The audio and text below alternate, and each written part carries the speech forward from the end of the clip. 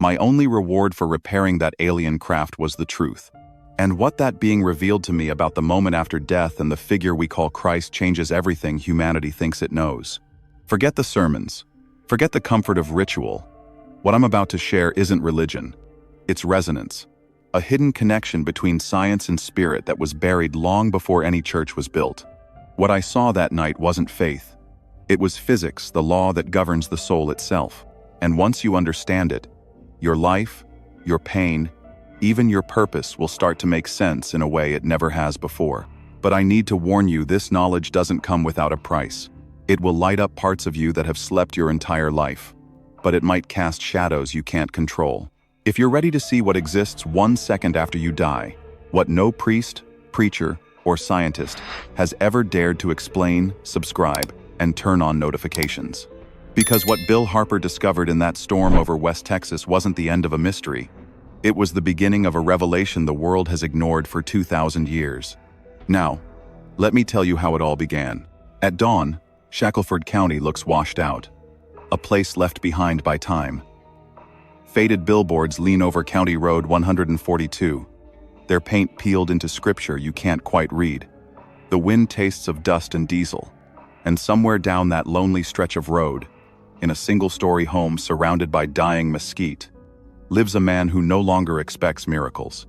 Bill Harper, 62, rises every morning, the same way Folger's brewing in a pot older than his daughter, one good hand rubbing at the scar beneath his rib from heart surgery last year. The kitchen clock ticks too loud in a house too quiet. He doesn't say grace anymore. He just stares at the black coffee until it cools enough to drink. His days are stitched together by habit. Fix a breaker panel, patch a fuse box, eat dinner from a microwave tray, fall asleep to the static glow of the television.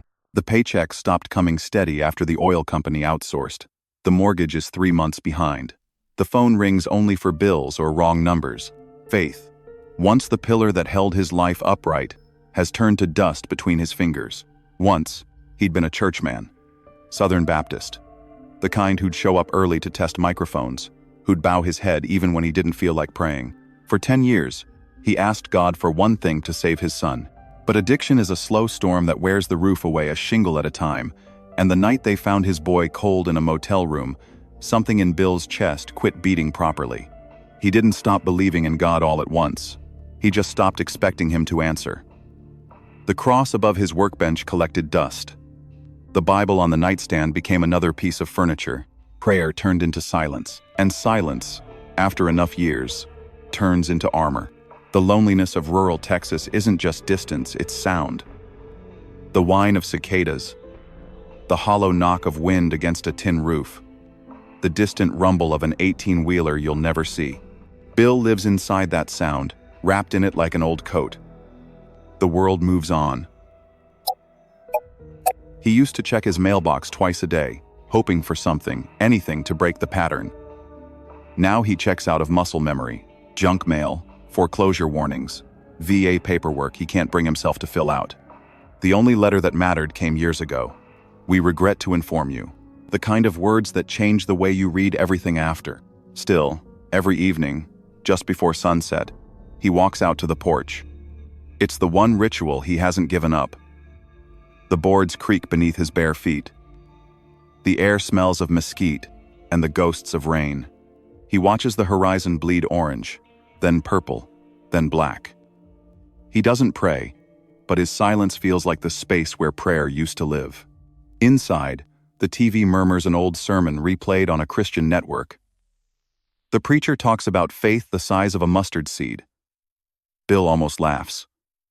A mustard seed might as well be a planet. As darkness folds over the plains, thunder murmurs far off low, uncertain. He checks his phone for weather alerts. Nothing yet. But the wind has changed direction. The smell of dust has been replaced by something sharper, cleaner, almost metallic. He doesn't notice the pattern right away. The lights flicker at the same time every night. 3:33. The number repeats on his receipts, on his phone battery, even on the license plate of a passing truck. He tells himself it's coincidence. Texas is full of strange math like that. When the siren begins to wail, he doesn't panic. Tornado warnings are a way of life here. But this one sounds wrong, lower, slower, as if the air itself is mourning. The storm radar on his phone glitches, the map stuttering between colors. Outside, the wind stops completely. The leaves freeze mid-tremor. Even the crickets fall silent. Bill steps back onto the porch, coffee cup trembling in his hand. The horizon flashes once blue, not white, and in that instant, every regret, every unanswered prayer, every hollow night presses down on him like the weight of eternity. The storm is coming. But not all storms begin in the sky. The next sound he hears will not belong to this world. The sirens die mid-howl, cut off like a throat closing. For a heartbeat, the entire county goes mute. Even the air feels paused, suspended between inhale and collapse. Then it comes not the roar of thunder, but a sound that moves through the body instead of around it. A low, harmonic vibration that makes the walls hum and the dirt tremble. Every nail in the house quivers. Every memory he's tried to bury rises to the surface, like oil on water. A column of blue fire unfurls in the distance, so bright it washes the color from everything. The barns, the trees, the horizon itself bleached to silver outlines. The light doesn't flicker. It breathes. It stretches skyward like a living artery, pulsing with a rhythm too precise for nature. The night becomes geometry, perfect circles of electricity chasing through clouds that no longer move. Static crawls over Bill's skin. His hair lifts. His lungs tighten against the pressure. For the first time in years, he forgets how to rationalize. The smell of ozone is sharp, sweet, and unbearable, burning through the memory of every thunderstorm he's ever survived. Then, a crack not of sound, but of light itself. The column collapses into a single point above the pasture, folding into itself like paper catching fire. The sky caves inward. The stars vanish. Darkness swallows everything except a single blue ember glowing where the earth meets heaven. Time unhooks. Seconds stretch. His own heartbeat sounds like footsteps running toward him from far away. The pressure deepens until even gravity feels foreign. And then release. The air rushes back. The wind explodes outward, carrying dust and dry grass high into the dark. The power lines whip and spark, throwing white-hot arcs across the yard. The smell of rain vanishes, replaced by iron and smoke. In that chaos, the noise turns human. It's layered, textured, 1,000 tones whispering in harmony, building into something like a name but not quite spoken aloud. Bill steps forward without meaning to. His boots sink into mud that seems to hum underfoot. Each step draws him closer to that pulse of light now burning faintly at the edge of his land. It rises, then fades, rises again like something breathing beneath the soil. He stops at the fence line. The air feels heavy, charged, alive with invisible movement. The sound, the one threading through the night, changes pitch, almost melodic now. It vibrates through the metal of the fence post, climbs his arm, and settles somewhere deep in his chest. A shock of cold rolls through him, quick as lightning, but softer. The kind of cold that feels intentional. His muscles lock. The wind stills again. The entire world narrows to that single pulse of light, glowing faintly in his pasture, steady, rhythmic, alive. Then, the vibration deepens, spreading through the ground like a buried heartbeat. The soil beneath his feet thrums with deliberate pattern, and though no words are spoken, a knowing fills the air, quiet, absolute, inescapable. It isn't thunder, it isn't the earth, it's calling him. The hum grows louder until it feels like thought itself. His vision swims. His knees nearly buckle. Somewhere between fear and surrender, he realizes the impossible, whatever fell from the sky isn't finished falling. And in that electric silence, as blue light ripples through the grass like heat from a forge, Bill feels it. The vibration, the pulse, the message hidden inside the sound. It's his own name. Dawn breaks without warmth. The sun climbs pale and distant, its light filtered through a sky too clean, too quiet. The storm has left no debris, no branches, no sign of violence, only stillness. Even the air feels new, as if rewritten overnight. Bill's boots leave faint impressions on damp soil as he crosses the pasture. The grass glistens with dew, each blade trembling in the morning air. At first glance, everything looks normal, but then he sees it 50 yards out, where the land dips slightly toward the tree line, a perfect circle burned into existence. The ground inside is smooth as glass. The grass hasn't been singed, it's been transformed. Melted, fused into something translucent and thin as a bottle's lip.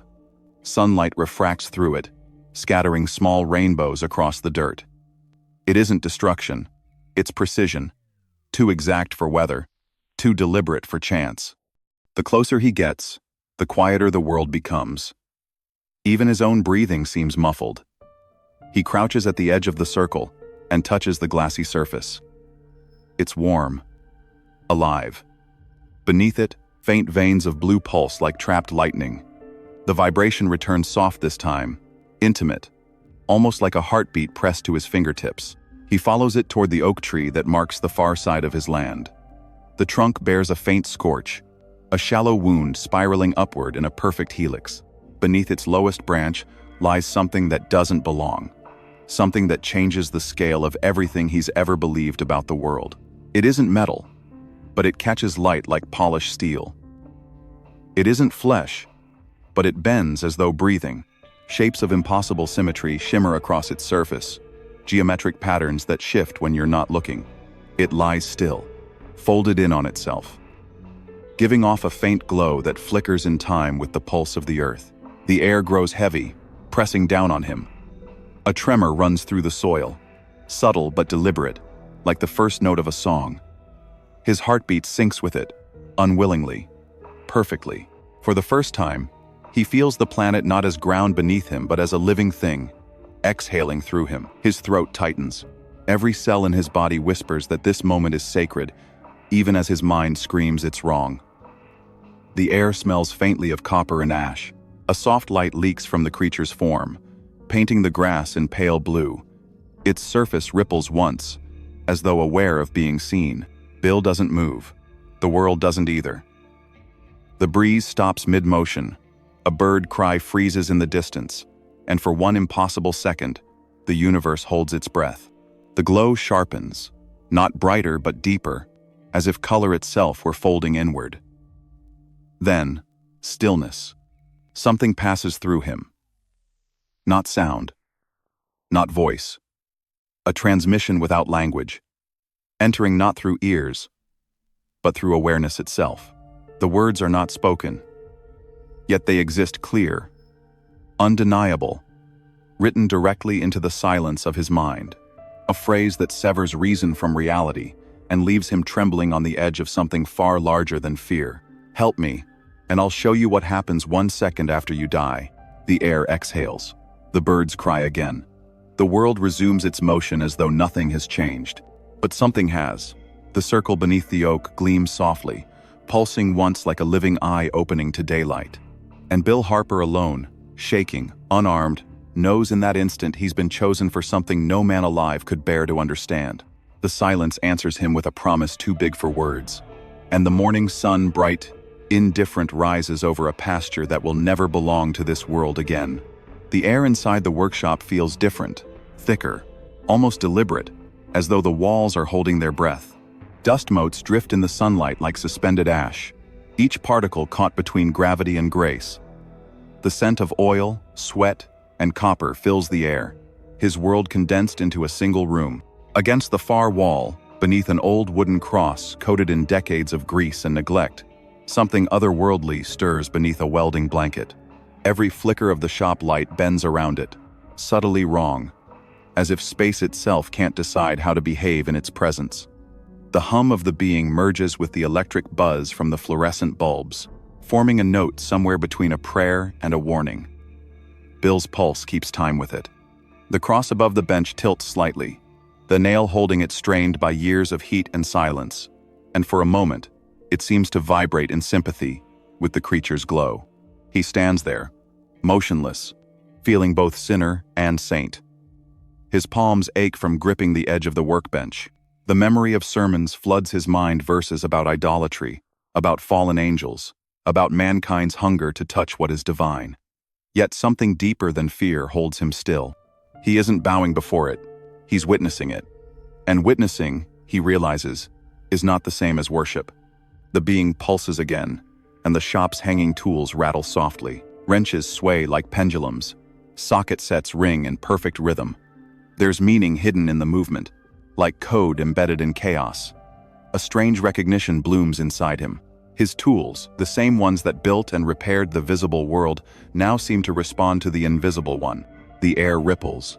His vision fragments into flashes, hands clasped in church pews, lips moving in prayer. 1,000 whispered pleas drifting upward only to dissolve before reaching their mark. The images overlap with blueprints, schematics, and wiring diagrams. The lines and circuits glow with the same intensity as stained glass windows in morning light. Prayer, he realizes, follows pattern. Intention flows like current. Faith isn't belief, it's circuitry.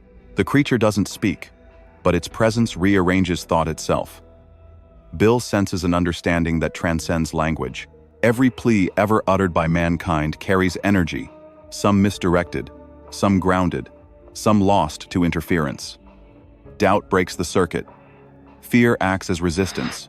The cross above him, once a symbol of surrender, now feels like a conductor channeling something infinitely larger through the frail material of flesh. The hum grows deeper, and he feels it resonate in his sternum, in the fillings of his teeth. He closes his eyes, and the patterns intensify. Circles, triangles, spirals, geometry humming with sacred logic. The room brightens with an invisible charge, his skin tingling like static before a storm.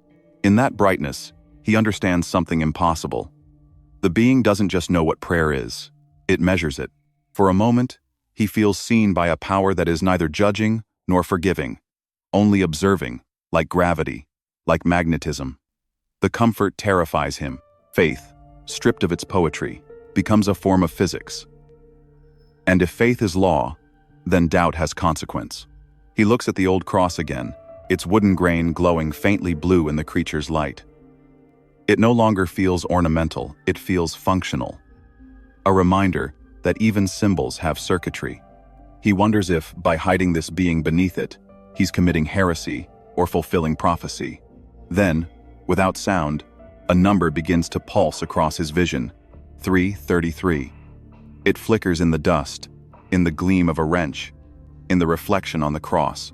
His heart sinks with it. 3 beats, pause, 3 beats, pause, endless rhythm. The realization strikes him cold. The number that haunted him wasn't warning, it was alignment, synchronization, a cosmic signal waiting for his awareness to tune. The shop lights dim, then flare again, burning white-hot for one perfect instant. The being glows brighter than before, and every circuit in the building surges. Bill stumbles back as sparks shower from the breaker box, and the smell of ozone fills the air. Then, silence. Stillness so pure it feels sculpted. The cross above him stops trembling. The being's light softens. The number fades. Yet the rhythm lingers in his blood, pulsing, steady, ancient, undeniable.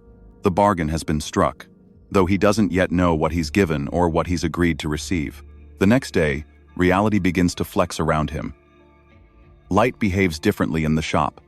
Sunbeams bend toward the creature's resting place, catching the edges of metal like liquid fire.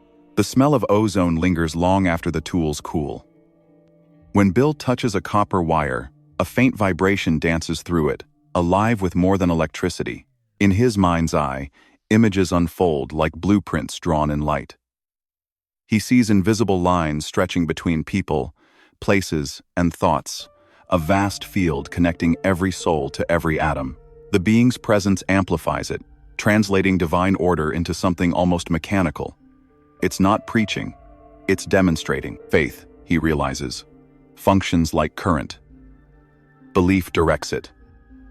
Action completes the circuit. Doubt, though invisible, creates resistance that weakens the flow. For decades, he thought prayer was a plea sent upward. Now he sees it as energy moving outward into the field, through the field, returning in form shaped by intention. He experiments without meaning to. A broken radio on his workbench flickers to life when he focuses on it, the dial glowing faintly blue before dying again. Static whispers through the air like breathing. He feels it not as sound, but as feedback, His heart sinks with it. He's part of the field now, a temporary conductor between the known and the unknown. But revelation carries risk. The more he sees, the less solid the world becomes. His skin hums with low vibration, his fingertips magnetized. The cross above the bench occasionally flickers with cold light, reacting to invisible movement. Each night, the 3:33 pulse returns visible in the clock, the porch light, even the stars themselves. Through the connection, he senses the being weakening. Its glow dims, its hum falters.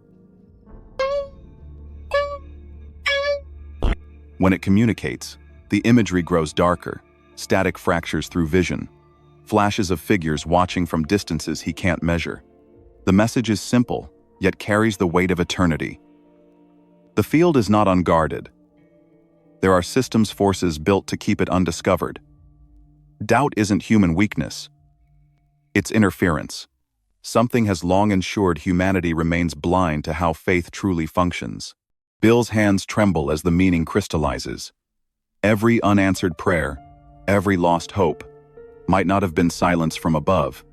It could have been sabotage. Somewhere in the fabric of creation, something opposes understanding itself. The hum of the field grows erratic. Power tools twitch on their own, light bulbs flare and die. He feels the temperature drop. Frost forms along the edges of the glassy circle outside. He senses movement just beyond perception, shadows drawn to interference, as though truth has triggered a signal they can't ignore. The being's light flickers one last time before stabilizing. The air hums with unbearable stillness. Through the charge, a final warning blooms in his thoughts like thunder held behind glass. Repairing the field means exposure. Exposure means attention. And attention, it whispers through silence, means danger neither human nor heavenly. The work ahead will not just reveal divine law, it will draw out everything that is hidden in it. Night stretches long and merciless, broken only by flashes of impossible vision. The air hums like circuitry alive. Bill's eyes, closed or open, make no difference. The field shows him what it remembers. He sees a sea of hands lifted in a tent revival, each one emitting a faint glow of faith. The energy arches upward, forming lattices of light across the ceiling, pulsing in rhythm with hymns sung decades ago. Above them, unseen mechanisms turn vast gears of light, translating belief into movement. Miracles, he realizes, are not granted. They are generated. The visions accelerate. The Red Sea parts not from command, but from harmonic resonance. The water vibrates at a frequency opened by thousands of hearts, aligned in unified certainty. The walls of Jericho fall as trumpets blast not sound, but synchronized energy. Each miracle was a precise collision of faith and physics, a symphony of human will, guided by divine law. Then deathbeds, thousands of them, each illuminated by the same invisible current. Souls rise like sparks from embers, drawn into the field's luminous flow. Each spark carries data, memory, emotion, love, all translated into vibration. Heaven, he sees, is not a place above, but a state within a frequency beyond decay. Grief crashes over him, sharp as lightning. His prayers for his son come flooding back. He'd begged for healing, for protection, for mercy. And all along, his intentions had been aimed at silence because they were tuned to the wrong frequency. It wasn't that God refused him, it's that his signal never connected. Tears slip down his face, cutting paths through the grime. He feels both betrayed and absolved. The weight of misunderstanding feels cosmic. Humanity has been speaking divine language without syntax, trying to build heaven with mismatched wires. And yet grace exists, even here. Every failed prayer, every cry unanswered, still reverberates through the field, waiting to be completed. The workshop around him flickers between worlds. Tools hang suspended in midair. The ground shimmers beneath his boots. He can feel the circuits of creation hum like a distant engine, stretching into infinity. Then the being's presence fills the space again, weak but immense. Light flows from it like breath. Through it, the visions refocus not to history, but to intimacy.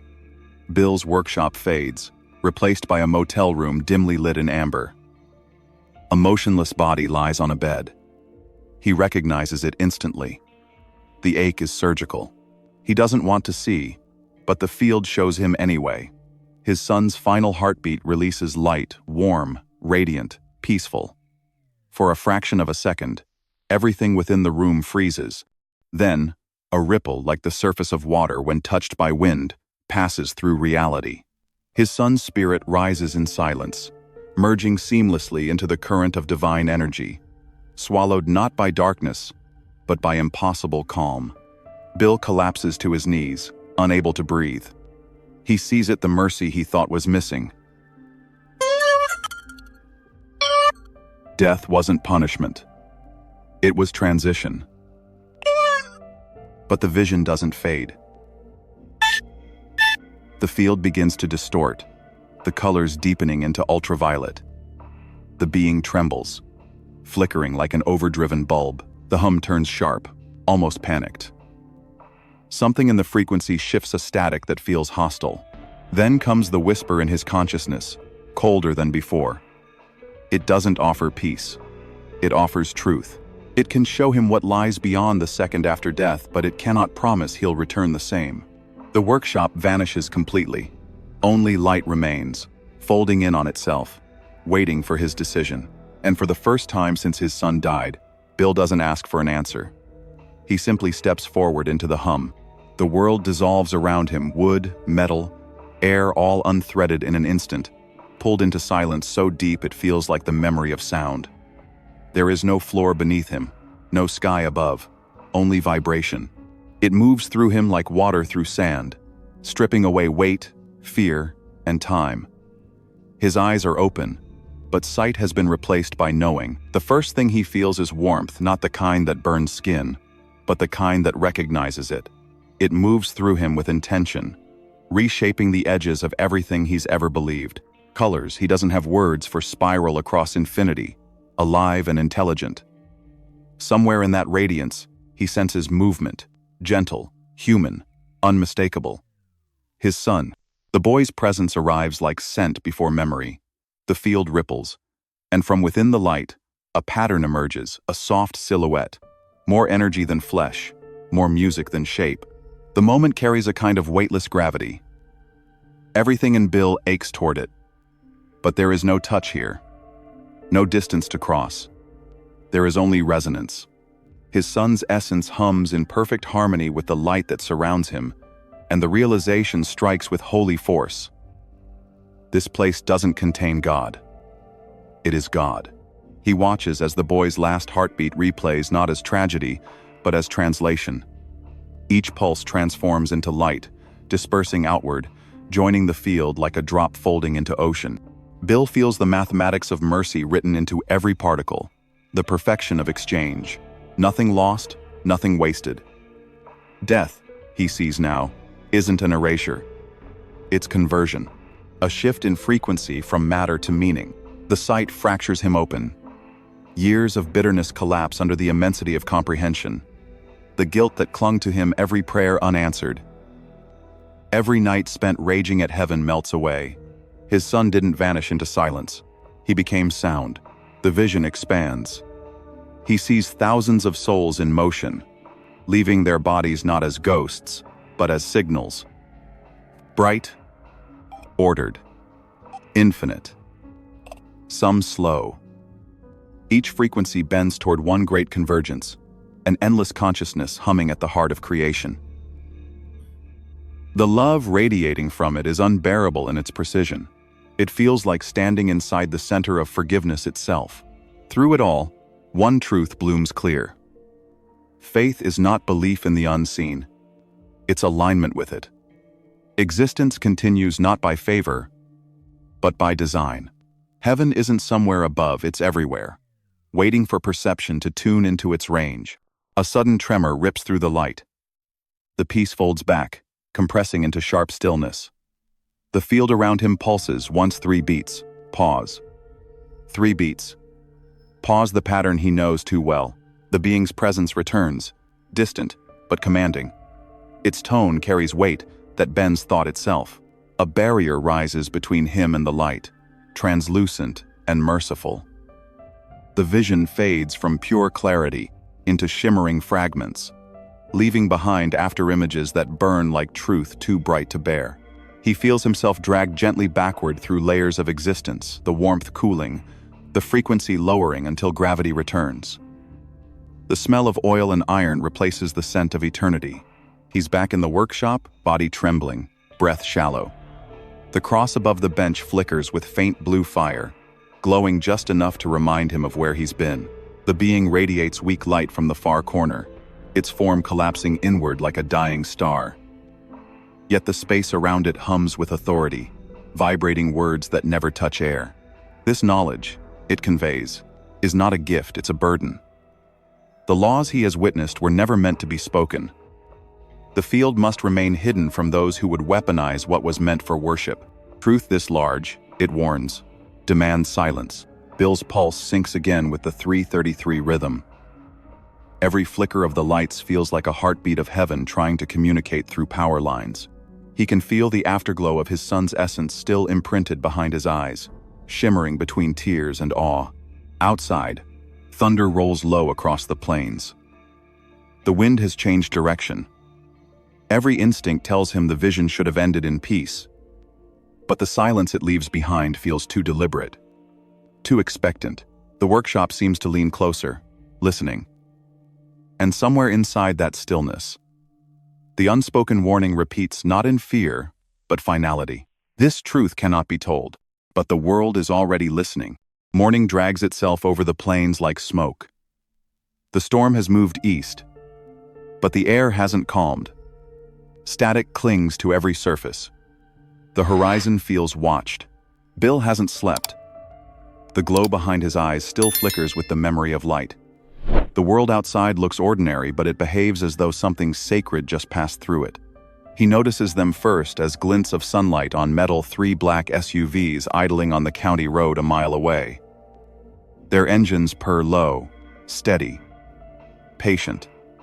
No markings, no movement, just presence. The kind of presence that expects to be noticed. The police scanner on his workbench crackles alive. Fragmented voices hum in coded bursts, frequencies outside civilian bands. Every word sounds blurred, translated through static, yet somehow aimed at him. He knows the tone. It's the sound of institutions waking up to something they can't control.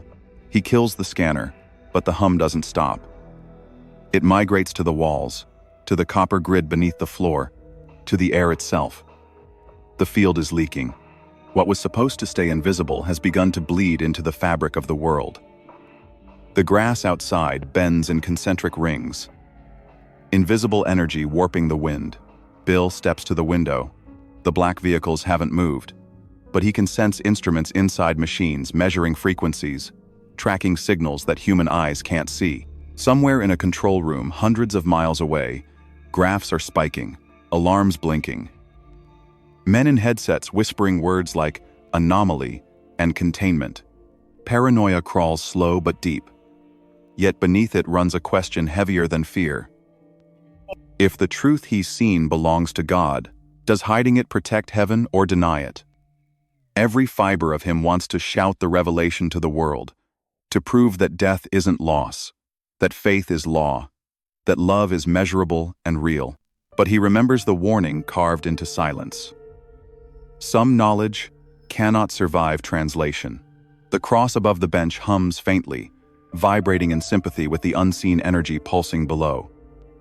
It reminds him that even miracles have maintenance divine systems held together by balance, not belief. To expose that design might undo it entirely. A sharp tone interrupts his thoughts. His tools slide an inch across the workbench. The lights dim. Outside, the grass flattens outward in a widening circle.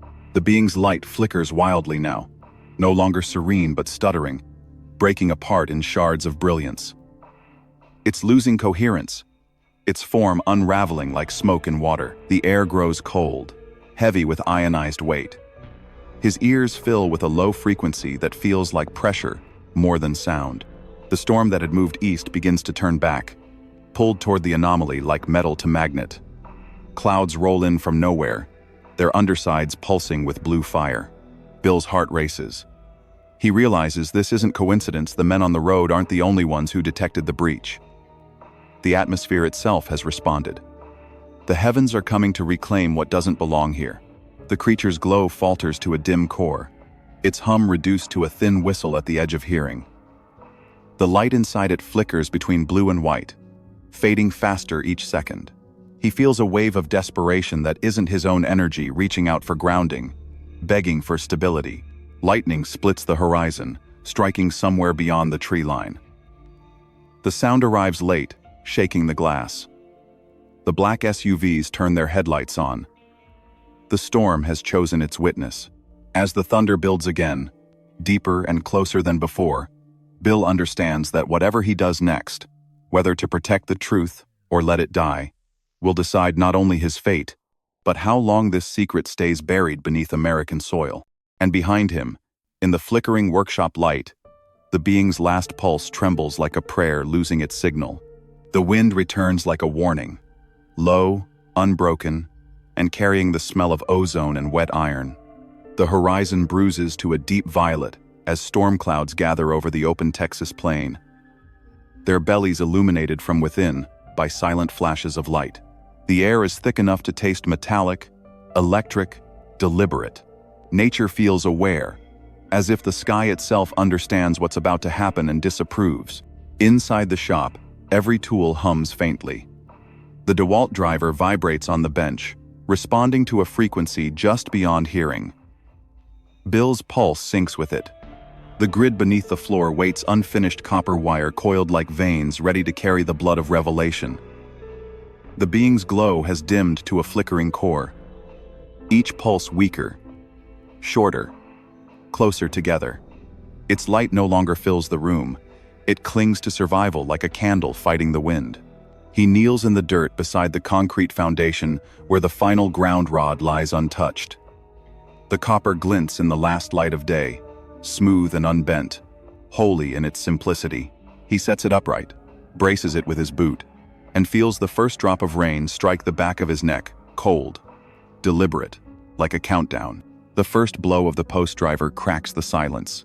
The sound echoes across the field like a gunshot, swallowed by thunder seconds later. Each strike drives the rod deeper, the vibrations traveling up his arms into bone. The rhythm grows mechanical, ritualistic, somewhere between labor and liturgy. The clouds churn darker.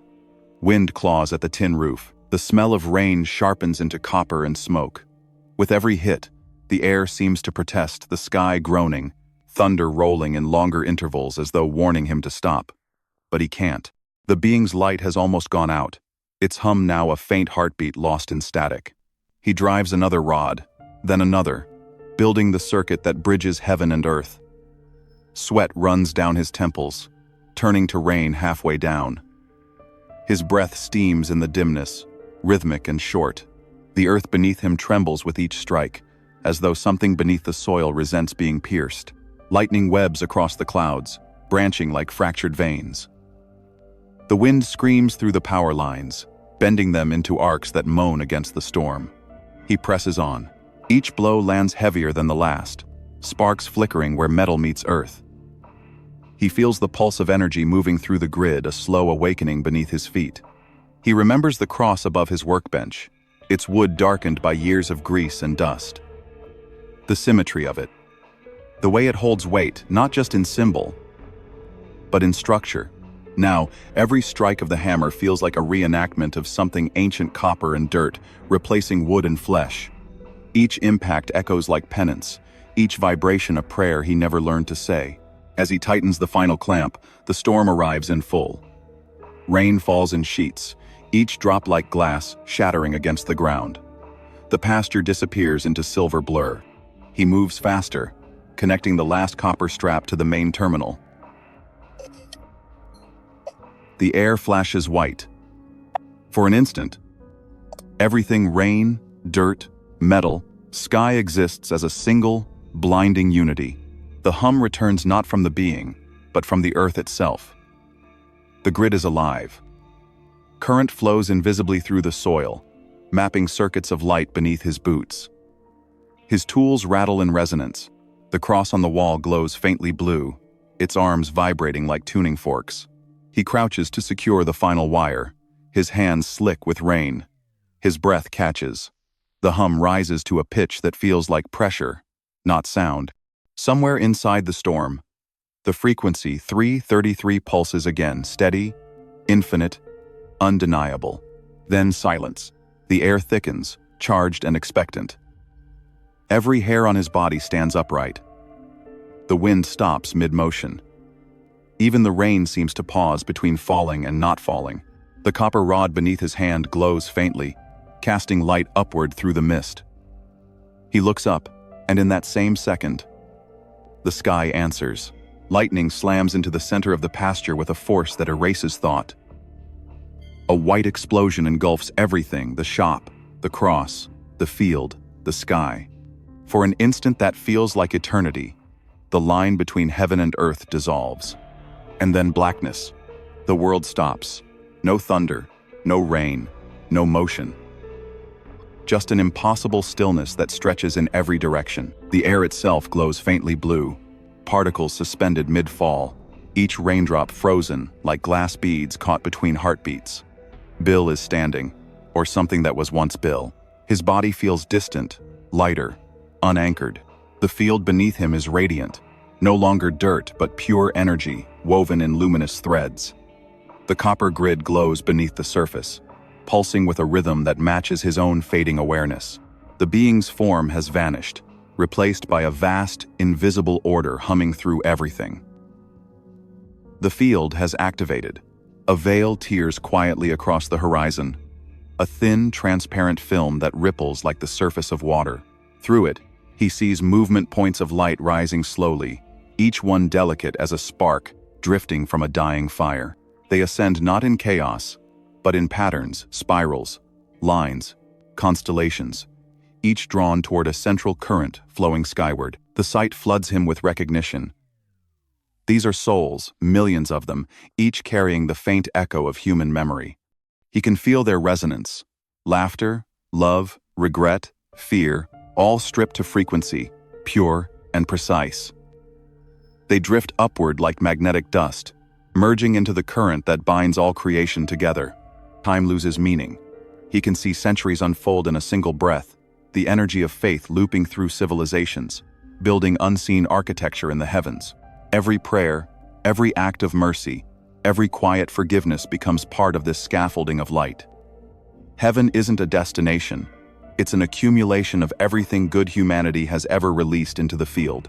He senses now that God is not distant, but diffused, woven through the circuitry of existence itself. The divine isn't watching, it's participating. The system runs not on worship, but on alignment. Every act of compassion strengthens the structure. Every act of cruelty fractures it. Humanity is both the architect and the raw material of eternity. Then, movement closer. A single spark detaches from the current and drifts toward him. It burns warmer, brighter, familiar. It hovers before him, no face, no body, yet filled with the unmistakable essence of his son. The energy between them vibrates with emotion too vast for words. Understanding passes without thought. His son isn't gone. He's integrated part of the song itself. The realization unravels everything he once feared about death. There is no judgment here. No gate. No throne. Only translation. The soul doesn't end, it changes medium. From flesh to field. From prayer to power. The fear of death, he understands, was never about endings. It was about misunderstanding the form of continuation. But even as he surrenders to that beauty, something in the current shifts. A pulse of distortion ripples through the light, warping the flow. For the first time, he feels resistance, something heavy pulling backward. His awareness stutters. He looks down and sees his own body lying motionless in the dirt, rain falling around it, the copper rod still glowing beside his outstretched hand. He understands instantly. The storm's charge stopped his heart. The energy that powered revelation has also consumed him. He's crossed the boundary, not as witness, but as participant. For a moment, peace. The current calls to him, infinite and welcoming. His body below seems irrelevant now. A discarded vessel. He could rise, merge, dissolve into the light forever. Yet something anchors him. A presence. The same pulse that guided the field, now speaking through silence. It shows him what comes next if he lets go. The shop gone. The cross blackened. The copper melted into soil. The knowledge buried. Dismissed. Forgotten. Humanity continuing, blind to the system that connects it to the divine. The field would remain but unacknowledged. The bridge unbuilt. The pull toward the light intensifies. His sun's spark begins to drift upward again, drawn back into the current. He feels love so pure it burns, but it's accompanied by sorrow, the awareness that understanding alone is not purpose. Then, a new vibration low, insistent. A second rhythm joins the divine pulse. A heartbeat. Faint, irregular, but real. The current trembles around him, unwilling to release what belongs to matter. A decision waits surrender or return. The light flares once, expanding until it fills everything. For an instant, he sees all of it. Heaven's lattice, Earth's circuitry, human hearts, as tiny generators, feeding the same vast power. The symmetry is terrifyingly perfect. Every act of faith, every prayer whispered into darkness has weight. Each one shifts the architecture of eternity. He feels the storm's charge reverse. Energy flows downward now, through the copper grid, into the soil, into him. Pain surges through what's left of his awareness, a flash of heat, a contraction of light, a falling motion that feels like rebirth through lightning. The field dims. The souls fade back into the veil. His vision fractures into darkness, his sun's warmth, the last color to disappear. Somewhere between two worlds, he hears thunder not outside, but inside him. Then, a breath, shallow, ragged, and with it, the unbearable realization. He's back in the body that should have been buried by the storm. But the heartbeat he feels now isn't his alone. Something else has come back with him. Silence pours through him like water finding its level. Every nerve feels hollowed, yet alive with warmth not his own. The world around him glows as though lit from inside, the rain frozen midair, each drop suspended in a halo of light. In that stillness, he feels presence not near, but within. His sun's essence and the remnant voice of the being intertwine until they are indistinguishable. The truth they carry strikes with perfect clarity. Faith was never lost, only ungrounded. Like a circuit waiting for connection, it was always alive, pulsing just beyond reach, needing only alignment to flow. The field he built is no invention. It's restoration. Every prayer, every doubt, every grief ever uttered was the language of an incomplete signal finally finding its way home. A flash moves through his chest, heat, then weight, then impact. The current returns. Energy floods back through muscle and bone, jerking him upright in the mud. He gasps, the sound breaking the spell of stillness. Rain slams down in torrents. The world roars back to life with a violence that feels sacred. He collapses forward, coughing air like a newborn. When he lifts his head, his eyes no longer see darkness the same way. The storm clouds shimmer with threads of light woven through their depths, each strike of lightning forming brief glimpses of geometry too perfect for chance. Every object around him hums softly, tuned to the same hidden harmony. He realizes he's standing inside a living equation. The air crackles with memory.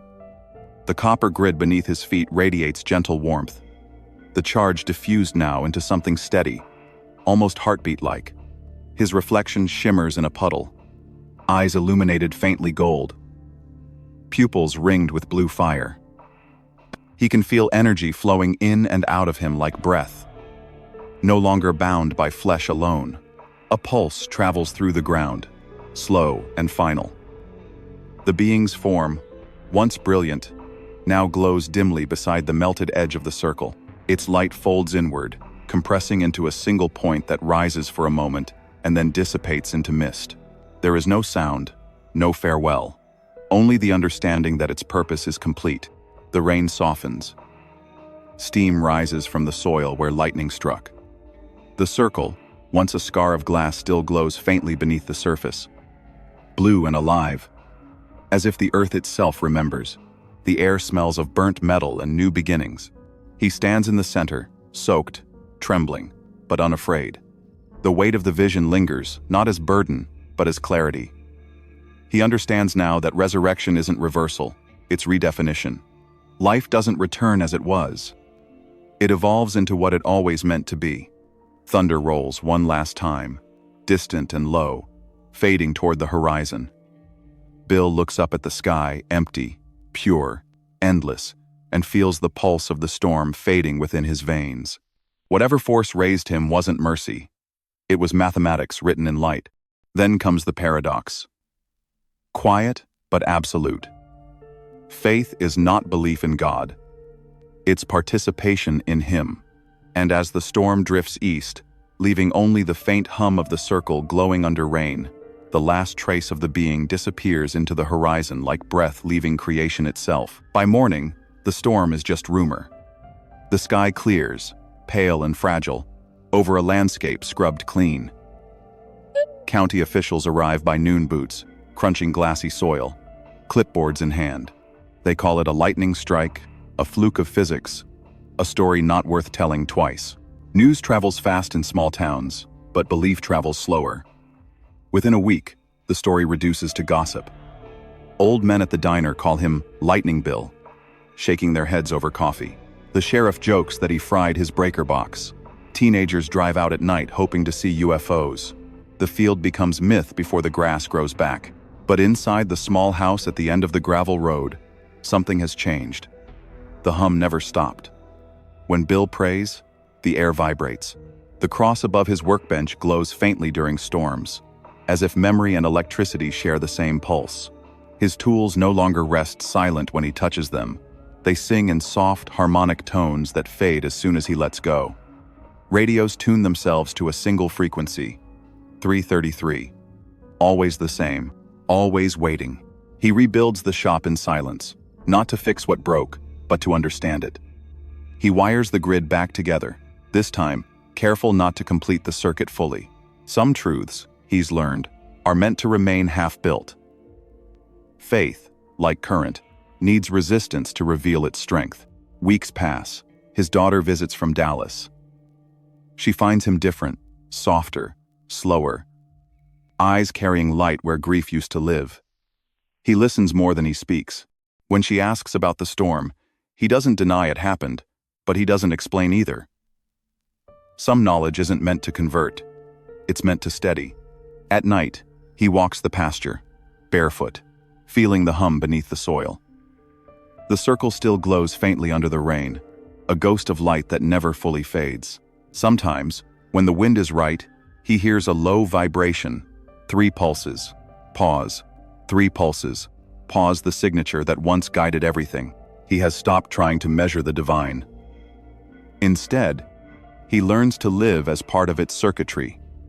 He forgives himself for the son he couldn't save, for the prayers he thought went unanswered. Forgiveness, he realizes, is not about forgetting. It's about releasing interference so the current can flow clean again. The world continues as if nothing happened. People laugh, work, sleep, dream. And yet, in that quiet, he knows the truth. The system is still alive, hidden in plain sight. Every heartbeat in town, every whispered prayer, every moment of mercy feeds it. He no longer seeks proof. The proof is everywhere, in the rhythm of rain, in the hum of his tools, in the way morning light always returns no matter how dark the storm. And though the town forgets, the field remembers. It waits, pulsing faintly beneath the surface of Texas clay.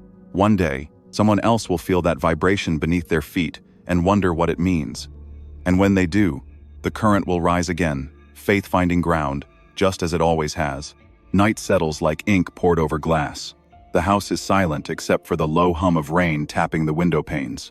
Bill sits alone in the dim glow of a work light, the copper grid beneath his feet still alive with memory. The cross above the bench no longer flickers. It radiates faintly, as if aware of what he's about to do. The old cassette recorder clicks on. Its wheels turn slowly, steady as breath. Static swirls, the kind of sound that feels alive, almost sentient. He doesn't speak from fear or triumph. He speaks from equilibrium, a man who has seen both the circuitry of heaven and the mathematics of faith. His voice carries the calm of someone who no longer separates the sacred from the scientific. He tells whoever may one day hear this that belief is not superstition, it's resonance. That every act of compassion, every prayer whispered into darkness, aligns humanity with a frequency older than creation itself. Faith is not blind, it's tuned. Those who understand that harmony are no longer at war with doubt. They become conductors in a divine orchestra that never stops playing. The air thickens. A vibration passes through the floorboards. The circle outside begins to glow again, faint but pulsing. He warns that the field, the living architecture connecting spirit and matter, will test any who seek to prove it. It doesn't yield to arrogance or ambition. It recognizes only sincerity. Those who come seeking power will be dismantled by their own energy. Those who come seeking truth will be changed by it. His breathing grows heavier.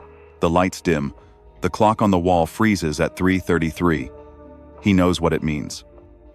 The synchronization has begun again, this time without invitation. The storm outside isn't weather, it's a response. He continues recording, his voice steady despite the tremor in the air. The message isn't for fame, or redemption, or closure. It's a key one left behind for those who might one day listen differently. He says that the human soul is not a question to be answered, but a frequency to be remembered. And when it aligns with the source, death becomes irrelevant. Then, the static swells. His words distort, bending under pressure. The recorder crackles as the signal overloads, light flickering in violent rhythm. He exhales one final line, half warning, half prayer, before the noise devours his voice entirely. The hum rises, metallic and perfect, vibrating through the house, the walls, the soil. The glow in the pasture brightens once, then fades back into silence. When morning comes, the recorder is still spinning. The tape is blank, but in the distance, just past the horizon, something hums like an echo waiting to be answered. Months pass. The world forgets again, as it always does. Grass grows tall where glass once melted. The fence rusts. Cattle graze near the circle, indifferent to what slept beneath. Only the soil remembers the faint vibration buried like a heartbeat under Texas clay. Then, one evening, the sky changes. The sun sinks behind the plains, and the clouds above twist into unfamiliar shapes. Their edges lit in electric blue. Airplanes divert. Radios crackle. The wind drops dead still. A single column of light descends not to strike, but to hover. Silent, patient, watching. The column doesn't touch the ground. It waits suspended between heaven and earth, as if considering whether to return or to move on. Inside its glow, patterns ripple like breath across water, intricate and purposeful. The sound isn't thunder. It's harmony, low, endless, impossibly familiar. For miles, everything stops. Coyotes freeze mid-step. Windmills halt. Even the clouds hold their form. Those who see it from the highway pull over, staring in wordless awe as the beam throbs in perfect rhythm with the pulse of the planet. Then, slowly, the thunderheads above begin to part. The night sky reveals itself not empty, but alive. Shapes move beyond sight, vast and unmeasurable. Like cities made of starlight, they hover just beyond comprehension. Unseen watchers tracing the same rhythm, the same pulse. 3 beats, pause. 3 beats, pause. The light flickers once, then twice. And in that flicker, the field reveals itself one last time, threads of energy connecting every living thing, weaving a web of intention through creation. It's not a miracle. It's the machinery of eternity, still turning, still perfect. The beam retracts slowly, folding into the sky until only darkness remains. The plains exhale. The wind returns. Crickets resume their song, as though the pause never happened. But something has changed. The world feels lighter. The air. Charged with memory, the unseen watchers are gone but not far. As the last echo of the hum fades into the horizon, the narrator's voice lingers, soft, steady, inevitable. If you were shown the truth about what comes 1 second after you die, would you still want to live the same way? The question hangs in silence. And somewhere, across the sleeping fields of West Texas, the faint glow of 333 pulses once beneath the soil, reminding the world that the current still flows, waiting for someone else to listen.